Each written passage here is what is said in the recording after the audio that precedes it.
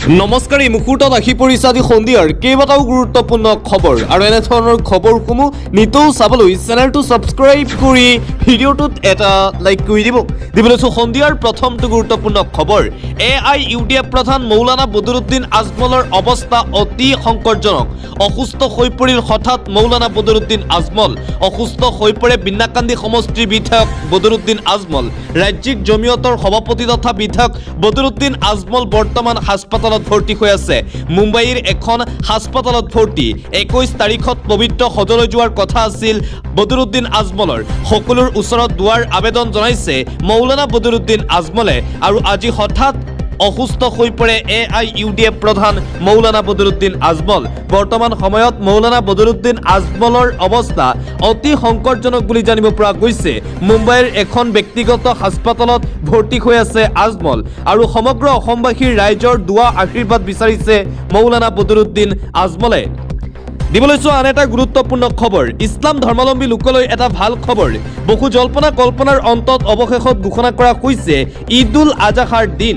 অহা 28 মে বৃহস্পতিবাৰে উদযাপন কৰা হ'ব পবিত্ৰ ঈদ-উল আজহা। কেন্দ্ৰীয় হিলাল কমিটিৰ ফালৰ পৰা এই ঘোষণা কৰা হৈছে। কোটি কোটি ইছলাম ধৰ্মাৱলম্বী লোকলৈ এই ভাল খবৰ আহি পৰিছে। কেন্দ্ৰীয় হিলাল কমিটিয়ে আজি আনুষ্ঠানিকভাৱে ঘোষণা কৰিছে ঈদৰ দিন। মৌলানা ফখৰুদ্দিন আহমেদ কাছিমি ইমদাদ হুছেইনে জনালে ঈদৰ খবৰ। 17 মেত জুন দেখা পোৱাৰ খবৰ পোৱা নগ'ল। সেয়েহে 28 মে বৃহস্পতিবাৰে সমগ্ৰ ভাৰতবৰ্ষৰ লগতে অসমতো ইছলাম ধৰ্মাৱলম্বী লোকে উদযাপন কৰিব পবিত্ৰ ঈদ-উল আজহা। আৰু 28 মেত যিহেতু বকৰী ঈদ আৰু বকৰী ঈদক লৈ ইতিমধ্যেই চৰকাৰৰ ফালৰ পৰা SOP জাৰি কৰা হৈছে। পশ্চিমবংগ আৰু অসমত বিশেষকৈ কঠোৰ SOP জাৰি কৰা হৈছে। পশ্চিমবংগত 14 বছৰ তলৰ জন্তুক কুৰবানী দিব নোৱাৰিব মুছলমান ৰাইজে। অসমতো গৰু কুৰবানী নিদিবলৈ মুখ্যমন্ত্ৰী হিমন্ত বিশ্ব শৰ্মাই আহ্বান জনাইছে ইছলাম ধৰ্মাৱলম্বী লোকলৈ। মুঠতে 7টাকৈ কঠোৰ নীতি নিয়ম জাৰি কৰা হৈছে কুৰবানী ঈদক লৈ। এই 7টাকৈ নীতি নিয়ম মানিহে ইছলাম ধৰ্মাৱলম্বী লোকে কুৰবানী দিব পাৰিব। অন্যথা নিয়ম ভংগ কৰিলেই 3 মাহৰ জেল হ'ব লোকসকলৰ। আন এটা গুৰুত্বপূৰ্ণ খবৰ। অৱশেষত অন্ত পৰিল জল্পনা কল্পনাৰ। আজি কেৰালামৰ মুখ্যমন্ত্ৰী হিচাপে শপত ল'লে VD সতীশনে। উপস্থিত থাকে কংগ্ৰেছ যুৱৰাজ ৰাহুল গান্ধী।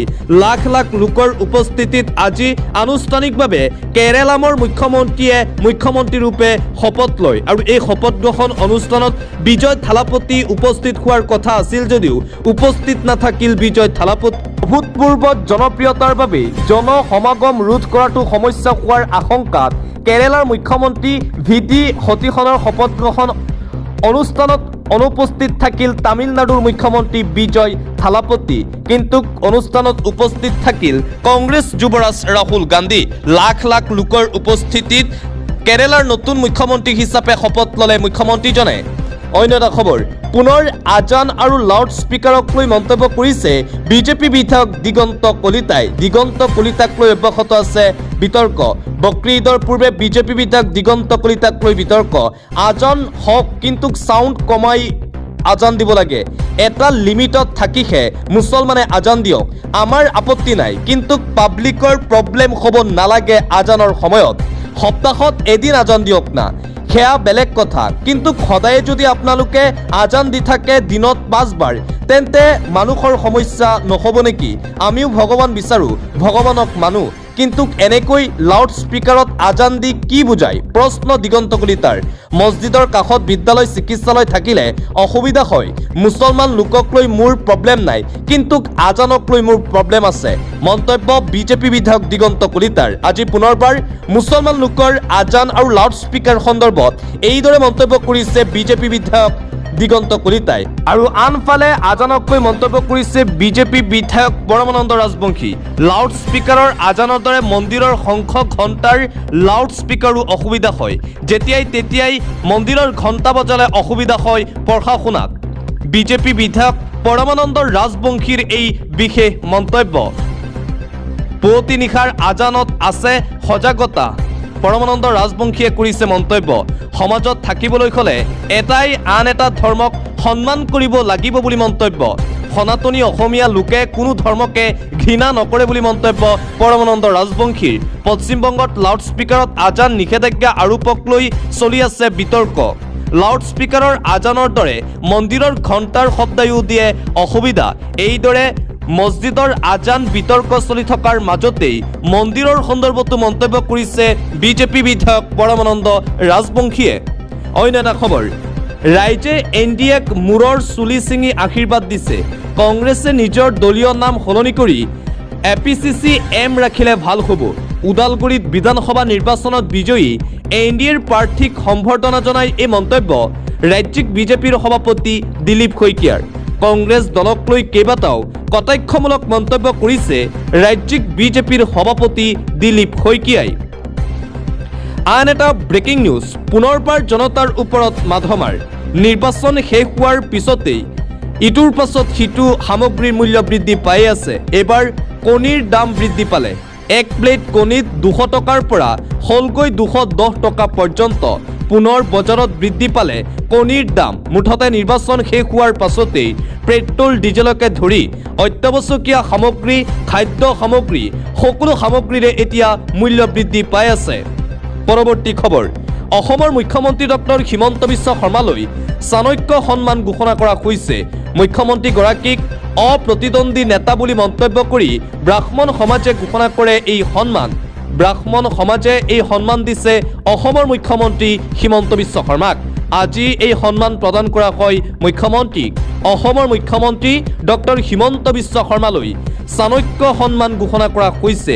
মুখ্যমন্ত্ৰীগৰাকীক অপ্ৰতিদ্বন্দ্বী নেতা বুলিও ঘোষণা কৰি এই সন্মান প্ৰদান কৰা হয়। দিবলৈছো এটা জৰুৰী খবৰ, বৰ্তমানৰ পৰিস্থিতিক লৈ গুৰুত্বপূৰ্ণ বৈঠক অনুষ্ঠিত হ'ল হিমন্ত বিশ্ব শৰ্মাৰ নেতৃত্বত। সামাজিক মাধ্যমযোগে মুখ্যমন্ত্ৰীয়ে এইদৰে উল্লেখ কৰে, সাম্প্ৰতিক পৰিস্থিতিৰ প্ৰতি লক্ষ্য ৰাখি আজি এক গুৰুত্বপূৰ্ণ বৈঠকৰ জৰিয়তে ৰাজ্যৰ অত্যাৱশ্যকীয় সামগ্ৰীৰ মূল্য নিৰীক্ষণ ব্যৱস্থাৰ পৰ্যালোচনা কৰোঁ। বজাৰৰ সম্বলন ব্যৱস্থা অব্যাহত ৰখা আৰু যিকোনো অস্বাভাৱিক মূল্যবৃদ্ধি ৰোধ কৰাৰ বাবে আজি কেতবোৰ নিৰ্দেশনা প্ৰদান কৰা হৈছে। জিলা আয়ুক্তৰ নেতৃত্বত 3 পৰা 4 দিনৰ ভিতৰত জিলা নিৰীক্ষণ সমিতিৰ বৈঠক আহ্বান। সকলো দোকান আৰু পাইকাৰী বিপণীত খুচুৰা আৰু পাইকাৰী মূল্য প্ৰদৰ্শন কৰাটো বাধ্যতামূলক। অস্বাভাৱিক মূল্যৰ ক্ষেত্ৰত ট্ৰেড লাইচেন্স বাতিলকে ধৰি কঠোৰ পদক্ষেপ। জিলা আয়ুক্ত, চেম্বাৰ আৰু বাণিজ্যিক সংস্থাবোৰৰ মাজত সাপ্তাহিক পৰ্যালোচনা বৈঠক। অস্বাভাৱিক মূল্যবৃদ্ধি ধৰা পেলোৱা আৰু প্ৰতিৰোধৰ বাবে তীব্ৰতৰ ক্ষেত্ৰ পৰ্যায়ৰ নিৰীক্ষণ। LPG চিলিণ্ডাৰ বিতৰণত আসোঁৱাহ দূৰ কৰিবলৈ প্ৰধানমন্ত্ৰী উজ্জ্বলা যোজনাৰ হিতাধিকাৰীসকলৰ দ্ৰুত আধাৰ সংযোজন। আমি সদায় ৰাইজৰ সমস্যা সমাধানত গুৰুত্ব প্ৰদান কৰি আহিছোঁ আৰু ইয়াক প্ৰাধান্য দিয়ে প্ৰতিটো ক্ষেত্ৰত আমি দৃঢ়তাৰে কাম কৰি যাম। শেহতীয়াকৈ মূল্যবৃদ্ধি যি বৃদ্ধি পাইছে, সেই মূল্যবৃদ্ধি সন্দৰ্ভত আজি গুৰুত্বপূৰ্ণ বৈঠক অনুষ্ঠিত হয় মুখ্যমন্ত্ৰী হিমন্ত বিশ্ব শৰ্মাৰ নেতৃত্বত। আৰু এই বৈঠকতেই কেইবাটাও সিদ্ধান্ত গ্ৰহণ কৰা হৈছে। পৰৱৰ্তী খবৰ, নগাঁও লোকসভা সমষ্টিৰ উপ নিৰ্বাচনত প্ৰতিদ্বন্দ্বিতা নকৰে কংগ্ৰেছ নেতা দেৱব্ৰত শইকীয়াই। শাসকীয় পক্ষই অপপ্ৰচাৰ চলাই ষড়যন্ত্ৰ ৰচনা কৰাৰ দাবী। বিজেপিলৈ যোৱাৰ কথাও অস্বীকাৰ কৰিছে দেৱব্ৰত শইকীয়াই। অভিজ্ঞ বিধায়ক বিৰোধী দলপতি কৰাৰ আহ্বান কংগ্ৰেছ নেতা দেৱব্ৰত শইকীয়াৰ।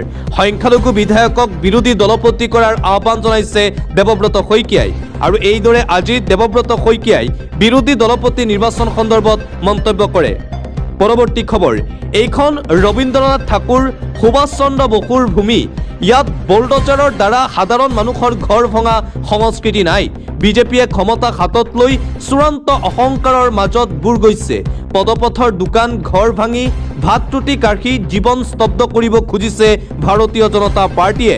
পশ্চিমবংগৰ মুখ্যমন্ত্ৰী শুভেন্দু অধিকাৰীৰ নেতৃত্বত যি উচ্ছেদ অভিযান চলি আছে পশ্চিমবংগত, বিজেপিৰ এই উচ্ছেদ অভিযানৰ বিৰুদ্ধে এইদৰে গৰ্জন প্ৰদান কৰিছে পশ্চিমবংগৰ প্ৰাক্তন মুখ্যমন্ত্ৰী মমতা বেনাৰ্জীয়ে।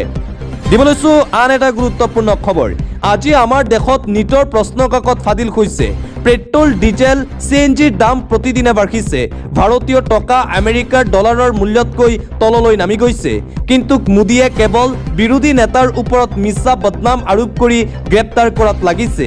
আজি আপৰ নেতা দীপক সিংগলাক গ্ৰেপ্তাৰ কৰিছে কাৰণ তেওঁ গোৱাত বিজেপিৰ বিৰুদ্ধে যুঁজিবলৈ সংগঠন তৈয়াৰ কৰিছিল। মোদীজী, আপুনি লাগিলে যিমানেই আমাৰ পাৰ্টিৰ নেতাক গ্ৰেপ্তাৰ নকৰক কিয়, আমি দেশৰ হিতৰ হকে কাম কৰি যাম। এইদৰে প্ৰধানমন্ত্ৰী নৰেন্দ্ৰ মোদী বিজেপি চৰকাৰ ইডিৰ বিৰুদ্ধে আক্ৰমণাত্মক ৰূপত দেখিবলৈ পোৱা গৈছে আম আদমি পাৰ্টিৰ শীৰ্ষ নেত্ৰী আতিশী মাৰ্লেনাক। আতিশী মাৰ্লেনাই আজি নিটৰ প্ৰশ্নকাকত পেট্ৰল ডিজেলৰ মূল্য বৃদ্ধিৰ সন্দৰ্ভত প্ৰধানমন্ত্ৰী নৰেন্দ্ৰ মোদীক ঠকা সৰকা কৰিছে। পৰৱৰ্তী খবৰ, ইতিহাসৰ ৰেকৰ্ড ভংগ কৰি ডলাৰৰ বিপৰীতে টকাৰ মূল্যৰ পতন। চৰম আৰ্থিক সংকটৰ দিশে সমগ্ৰ ভাৰত। $1 বিপৰীতে 96.26 টকা হ'ল ভাৰতীয় টকাৰ মূল্য। ইতিহাসৰ সকলো ধৰণৰ ৰেকৰ্ড ইতিমধ্যে ভংগ কৰিছে ডলাৰৰ বিপৰীতে টকাৰ মূল্য। ইতিহাসৰ ৰেকৰ্ড ভংগ কৰি ডলাৰৰ বিপৰীতে টকাৰ মূল্যৰ এই পতন। আমেৰিকান $1 বিপৰীতে ইণ্ডিয়ান টকাৰ মূল্য 96.26 টকা। পৰৱৰ্তী খবৰ, ক'তো লুকাই থাকিব নোৱাৰিব বাংলাদেশী, আৰম্ভ হৈ গ'ল একশ্যন। বাংলাদেশীৰ বিৰুদ্ধে একশ্যন আৰম্ভ হিমন্ত চৰকাৰৰ। কথামতেই কাম আৰম্ভ হিমন্ত বিশ্ব শৰ্মাৰ বিজেপি চৰকাৰৰ। বাংলাদেশীৰ বিৰুদ্ধে মহা অভিযান আৰম্ভ কৰিছে বিজেপিয়ে। দৰঙৰ ধুলাত আৰক্ষীৰ জালত পৰিল বাংলাদেশী নাগৰিক। আৰক্ষীয়ে আটক কৰিছে 32 বছৰীয়া মহম্মদ জাকিৰক। বাংলাদেশৰ বৰিশাল জিলাৰ মচিনপুৰ গাঁৱৰ বাসিন্দা। অসমত কিদৰে কেনেকৈ কেতিয়া প্ৰৱেশ কৰিছিল চলিছে তদন্ত। মহম্মদ জাকিৰক জেৰা চলাইছে ধুলা আৰক্ষীয়ে। বাংলাদেশীৰ বিৰুদ্ধে হিমন্ত বিশ্ব শৰ্মাৰ চৰকাৰৰ এই একশ্যন ইতিমধ্যেই আৰম্ভ হৈছে। অন্য এটা খবৰ, নিষিদ্ধ মাংসৰ বেহাৰ বিৰুদ্ধে ৰাজ্যত পুনৰ চলিল অভিযান। নিষিদ্ধ মাংসৰ বিৰুদ্ধে ৰাজ্যত পুনৰবাৰ বৃহৎ অভিযান দেখিবলৈ পোৱা গ'ল। এটাকৈ বিচাৰি ওলোৱা হ'ব নিষিদ্ধ মাংসৰ ব্যৱসায় চলোৱা লোকক। আজি অভিযান চলাই আৰক্ষীয়ে গ্ৰেপ্তাৰ কৰিছে আব্দুল আজিজ আৰু ৰাজু আলীক। পুৰণি গুদামৰ চলচলিৰ পৰা গ্ৰেপ্তাৰ কৰে আৰক্ষীয়ে। অভিযানৰ সময়ত জব্দ কৰে 15 কেজি নিষিদ্ধ গো মাংস। দীৰ্ঘদিনৰ পৰা নিষিদ্ধ মাংসৰ বেচা চলাই অহাৰ অভিযোগ দুয়োৰে বিৰুদ্ধে। চামুগুৰি আৰক্ষীয়ে জেৰা অব্যাহত ৰাখিছে আব্দুল আজিজ আৰু ৰাজু আলীক। নিষিদ্ধ মাংসৰ বিৰুদ্ধে অভিযান অব্যাহত। পৰৱৰ্তী খবৰ, দপদপাই জুই লাগিল যাত্ৰীবাহী ৰেলত। শ যাত্ৰীৰ মাজত হাহাকাৰ অৱস্থাৰ সৃষ্টি হয়। পুনৰবাৰ ৰেল দুৰ্ঘটনা। আকৌ সমগ্ৰ দেশ জোকাৰি যোৱা ভয়ংকৰ ঘটনা সংঘটিত হৈছে। যাত্ৰীবাহী ৰেলত দপদপাই লাগিল জুই। নিমিষতে ক'লা ধোঁৱাই ছানি ধৰে সমগ্ৰ অঞ্চল। যাত্ৰীৰ মাজত হাহাকাৰময় পৰিস্থিতিৰ সৃষ্টি হয়। অকস্মাতে ৰেলত জুই লগাৰ পাছতেই লাগিল খোৱা-দোৱা। বিহাৰৰ সাসাৰাম পাটনা যাত্ৰীবাহী ৰেলত এই ঘটনা সংঘটিত হয়। আকৌ সমগ্ৰ ভাৰত কঁপাই যোৱা ৰেলত এই ভয়ংকৰ অঘটন সংঘটিত হৈছে। হঠাৎ ৰেলত জুই লগাৰ লগে লগেই শ যাত্ৰীৰ মাজত মৰণ কাতৰ চিঞৰ শুনিবলৈ পোৱা গ'ল। দিবলৈ চোৱা আন এটা গুৰুত্বপূৰ্ণ খবৰ, আকাশমাৰ্গতেই দুৰ্ঘটনাত পতিত বিমান, ধ্বংসস্তূপত পৰিণত। মাজ আকাশত দাও দাওকৈ জ্বলিল 2 বিমান। আকাশমাৰ্গতেই দুখনকৈ যুঁজাৰু বিমানৰ সংঘৰ্ষ। নিমিষতে চূৰ্ণ বিচূৰ্ণ আমেৰিকাৰ নৌসেনাৰ দুখনকৈ যুঁজাৰু বিমান। ইয়াৰ শ্ব' চলি থকাৰ মাজতেই এই শিহৰণকাৰী ঘটনা। আইডহৰ মাউণ্টেইন হোম এয়াৰফ'ৰ্চ বেছত এই ঘটনা। বিমান দুখনত থকা 4জন ক্ৰু মেম্বাৰৰ প্ৰাণ ৰক্ষা। সুকলমে পেৰাচুটৰ সহায়ত অৱতৰণ কৰে ক্ৰু মেম্বাৰে। মাজ আকাশত দাও দাওকৈ জ্বলিল 2 বিমান। আমেৰিকান বিমান দুৰ্ঘটনাত পতিত হয়। দিবলৈ চোৱা অন্য এটা খবৰ, ভয়ংকৰ ভূমিকম্পত চীনত হাহাকাৰ। তাজপাতৰ দৰে খহিল অট্টালিকা। 7,000 লোক গৃহহাৰা। প্ৰচণ্ড ভূমিকম্পত কঁপি উঠিল চীন। এফালৰ পৰা তাজপাতৰ দৰে খহিছে বৃহৎ অট্টালিকা। ভয়ংকৰ ভূমিকম্পত বৰ্তমানলৈকে 2জনকৈ লোকৰ মৃত্যুৰ খবৰ।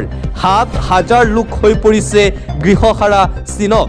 নিশা অহা ভূমিকম্পৰ পাছতেই চীনত এলাৰ্ট জাৰি কৰা হৈছে। ধ্বংসস্তূপত পৰিণত চীনৰ লিউজু চহৰ। 5.2 প্ৰাবল্যৰ ভূমিকম্পত 13টাকৈ অট্টালিকা ভাঙি চুৰমাৰ। প্ৰচণ্ড ভূমিকম্পত চীনত ধ্বংস দেখিবলৈ পোৱা গৈছে। এফালৰ পৰা অট্টালিকাৰ বৃহৎ ক্ষতিসাধন। এই ভয়ংকৰ ভূমিকম্পত চীনৰ 2জনকৈ লোকৰ মৃত্যু হোৱাৰ খবৰ আমি লাভ কৰিছোঁ। বিপৰীতে 1,000-2,000 নহয়, 7,000 চীনৰ নাগৰিক গৃহহাৰা হৈছে এই ভয়ংকৰ ভূমিকম্পৰ বাবে।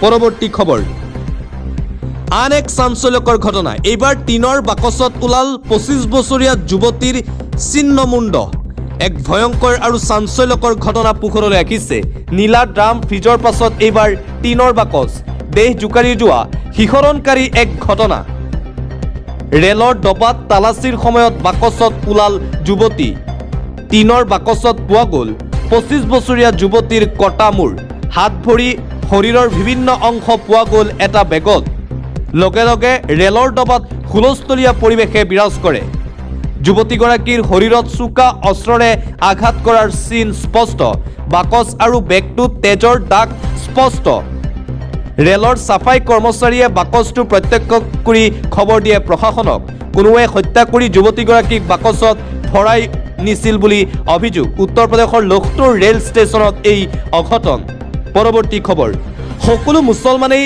বাংলাদেশী নহয় সেই কথাত আমি একমত কিন্তু লোকপিয়লৰ সন্দৰ্ভত যি কথা কৈছে সেই সন্দৰ্ভত সদৌ অসম ছাত্ৰ সন্থা একমত নহয় অসম সাহিত্য সভাৰ সভাপতি ডক্টৰ বসন্ত কুমাৰ গোস্বামীৰ মন্তব্যৰ প্ৰতিক্ৰিয়া সদৌ অসম ছাত্ৰ সন্থাৰ মুখ্য উপদেষ্টা ডক্টৰ সমুজ্জ্বল কুমাৰ ভট্টাচাৰ্যই কৈছে সকলো মুছলমান মানেই বাংলাদেশী নহয় কিন্তু চৰ চাপৰি লোকে অসমীয়া ভাষা জীয়াই ৰাখিছে এই কথাত সদৌ অসম ছাত্ৰ সন্থা একমত